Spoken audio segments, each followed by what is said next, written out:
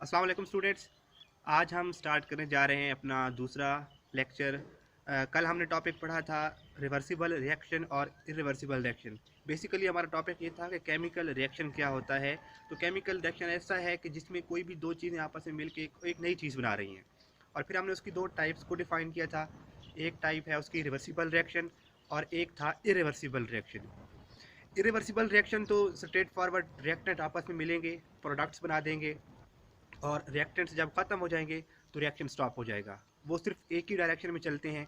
और हमने इसके बाद बात की थी रिवर्सिबल रिएक्शंस की। हमने कहा था कि ये ऐसे रिएक्शन होते हैं जिनमें reactants A and B, suppose कोई भी रिएक्टेंट्स हैं ए एंड बी, ये आपस में रिएक्ट करते हैं, प्रोडक्ट्स बनाते हैं सी एंड डी।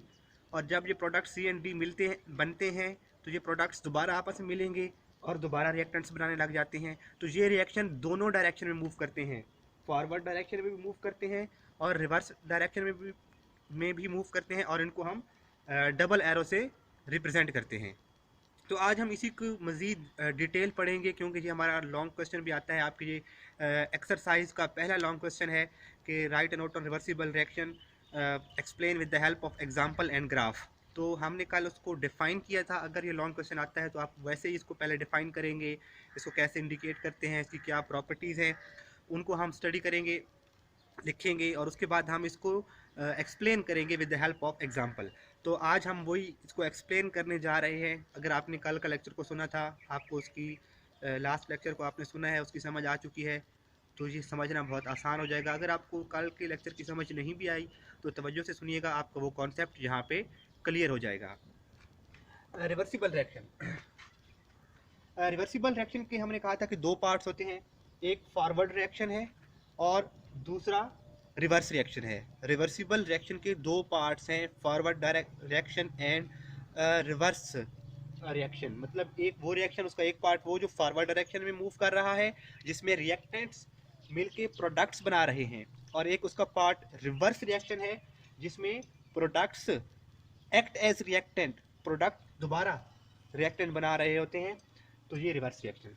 अब सपोज हमारे पास, हम एग्जांपल देख लेते हैं हाइड्रोजन आयोडाइड की, कि जब H2 और I2 हाइड्रोजन और आयोडीन आपस में मिलते हैं तो ये बनाते हैं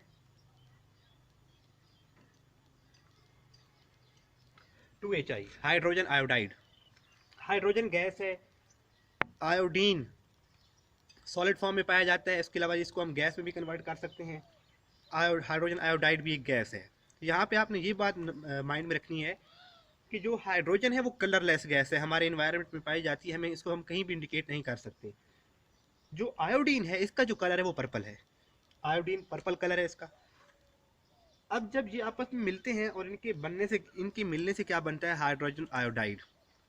लेकिन ये रिएक्शन सिर्फ इरिवर्सिबल रिएक्शन नहीं है। जैसे ही हाइड्रोजन आयोडाइड बनता है तो हाइड्रोजन आयोडाइड की ब्रेक डाउन भी स्टार्ट हो जाती है। वो इतना ज़्यादा स्टेबल नहीं है, उसकी जब ब्रेक डाउन होगी वो दोबारा क्या बनाने लग जाएगा, हाइड्रोजन और आयोडीन बनाने लग जाएगा।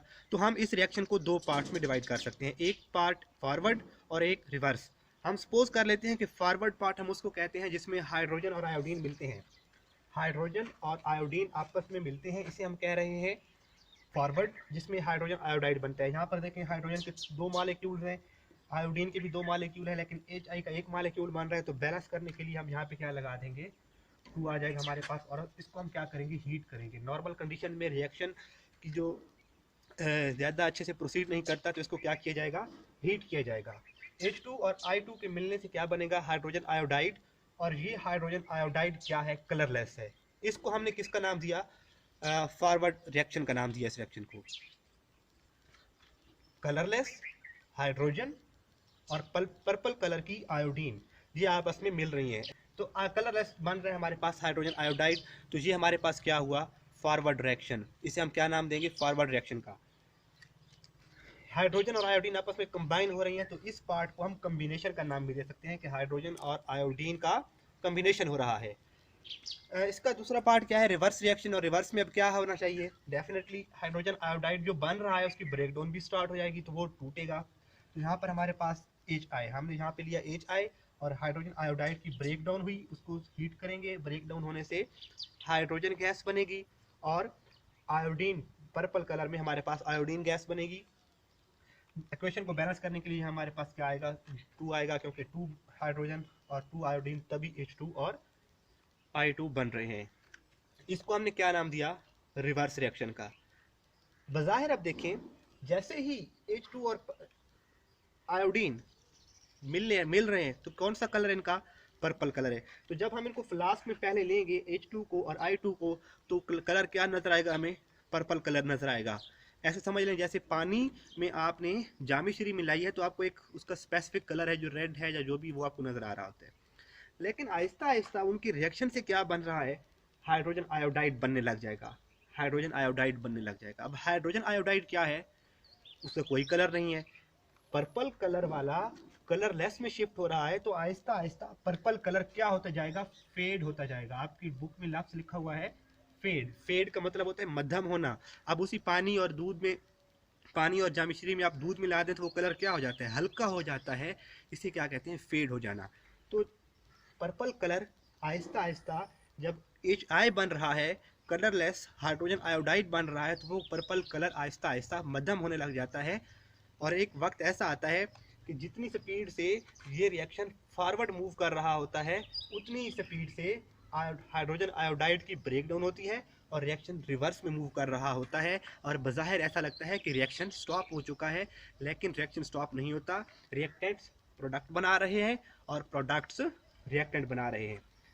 अब इसकी दूसरी मिसाल देखें, इसका जो रिवर्स रिएक्शन है, अगर उसको देखें, हमने कलरलेस हाइड्रोजन आयोडाइड लिया, उसको फ्लास्क में लिया, उसको जब हम हीट करेंगे तो आहिस्ता आहिस्ता हमारे पास जो फ्लास्क है उसमें आयोडीन के बनने की वजह से पर्पल कलर अपीयर होना शुरू हो जाएगा। तो इस तरह से ये कलर्स की जो प्रेजेंस है, कलर का नया कलर का डेवलप होना या कलर का फेड होना, ये इंडिकेट करता है कि रिएक्शन हो रहा है। अब इस रिएक्शन को, इसका मतलब है ये रिएक्शन दोनों डायरेक्शन में मूव कर सकता है। हाइड्रोजन और आयोडीन से स्टार्ट करें तो हाइड्रोजन आयोडाइड बन सकता है, हाइड्रोजन आयोडाइड से स्टार्ट करें तो H2 और I2 बन सकता है। इसका मतलब ये हुआ कि ये रिएक्शन दोनों डायरेक्शंस में मूव कर सकता है। इसे हम क्या कहेंगे, रिवर्स रिएक्शन। इसके एक पार्ट को हम कह सकते हैं फॉरवर्ड रिएक्शन और एक पार्ट को क्या नाम दे सकते हैं, रिवर्स रिएक्शन। तो आपका जो बुक का पेज है, जहाँ तक कल हमने, आई थिंक वो पेज 3 था, जिस पर कल हमने रिवर्स रिएक्शन और फॉरवर्ड रिएक्शन की डेफिनेशंस पढ़ी थी। तो रिवर्स रिएक्शन के आगे से जी इसकी एक्सप्लेनेशन स्टार्ट हो जाती है। और नेक्स्ट पेज पर जहाँ पर आप देखेंगे ये आयोडीन और HI और H2 और I2 की वो जो फ्लास्क बनी हुई है, उस फ्लास्क तक का जो है हमारा टॉपिक वो क्लियर हो रहा है। पेज नंबर 4 है आई थिंक।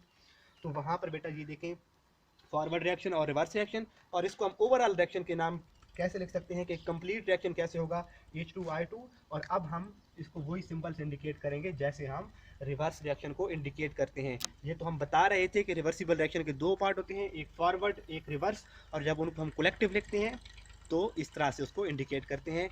तो बेटा ये था हमारा आज का टॉपिक, होप कि आपको समझ आ गया होगा। कल हम इस रिएक्शन की एक और मिसाल को, एक और एग्जाम्पल को समझेंगे, जिसमें कार्बन डाइऑक्साइड और सोडियम कार्बोनेट की एग्जाम्पल दी गई है, और उसके बाद हम इसकी ग्राफिकल एक्सप्लेनेशन भी देखेंगे।